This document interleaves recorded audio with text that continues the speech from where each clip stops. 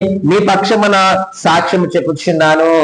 వీళ్ళు ఎంత త్యాగపూరితమైన మనసు కలిగిన వారంటే, పౌలు గారి కంటి దెబ్బ ఉంది కదా, పాపం ఇటువంటి వారు కళ్ళు ఉంటే బాగుంటది, ఇటువంటి వారు బ్రతుకుంటే బాగుంటది, ఇంకా ఎంతో మందికి సువార్త చెప్తారు, ఎన్నో ఆత్మలు రక్షిస్తారు, ఎన్నో సంఘ స్థాపనలు చేస్తారు, అందరినీ ప్రభు మార్గంలో నడిపిస్తారు.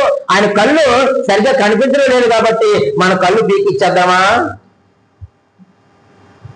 త్యాగం అంటే ఇది నేనే తప్పులు చదివిన లేదు కదా. వాళ్ళు అంటున్నారు, పౌలు ఎంత గొప్ప సాక్ష్యం ఇస్తున్నాడండి, మీరు చెప్పుకున్న ధన్యత ఏమైనది, సత్యమైతే మీ కన్నులు ఓడబీకి నాకు ఇచ్చి వేసి ఉందిరని మీ పక్షమున సాక్ష్యము పలుకుచున్నాను అన్నారు. ఇది త్యాగం అంటే. దేవుని సంగమా, దేవుని కొరకు నీవే త్యాగాన్ని చేస్తున్నావు? నువ్వు దేని త్యాగం చేస్తున్నావు చెప్పండి? సమయాన్ని త్యాగం చేస్తున్నావా? నువ్వు ప్రతిరోజు వాక్య జలాలు తాగుతున్నావా? ఉదయమే ఎంతమంది తాగుతున్నారు? చెయ్యి ఎత్తండి అంటే ఎన్నో చేతులు లేవన్న సంగతి నాకు తెలుసు.